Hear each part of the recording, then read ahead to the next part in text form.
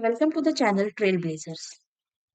Until now, in the Net Zero Cloud series, we have covered the setup and configuration, permission set licenses, permission sets, profiles, and user assignment.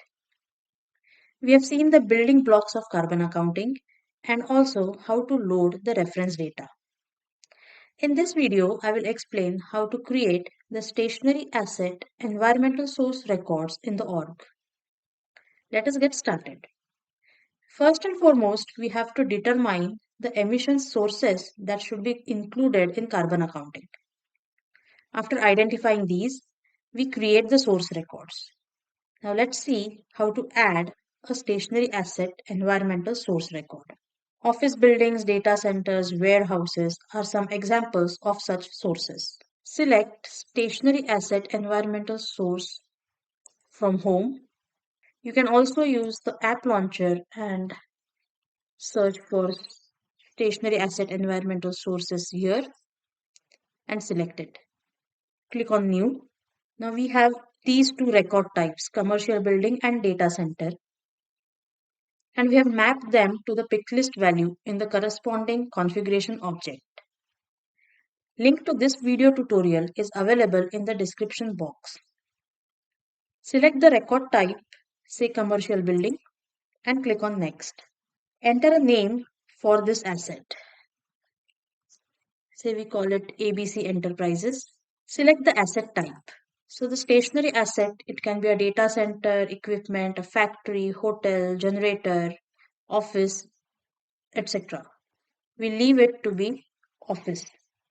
Figure out if the asset is company owned or not. If yes, select the checkbox company owned asset. This selection here determines how Net Zero Cloud calculates scope 1 and 2 emissions. By default, if the asset is company owned, it's a scope 1 emissions. Otherwise, it is scope 2. And this is as per the GHG protocol. You can override the default scope allocation. I have added link to the Salesforce help documentation on this topic in the description box below. Next, select the emissions factors that you want to use. For electricity use, select the electricity emissions factors.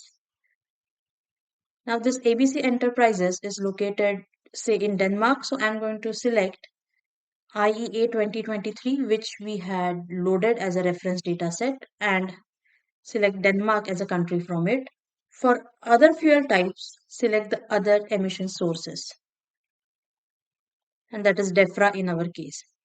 Electricity and other emission sources are the required fields on the stationary asset environmental source record. Select the business region, which is down here, say Denmark is Europe. Business region is used in the filters in CRM analytics dashboards. Enter the information in the optional fields. And now save your changes.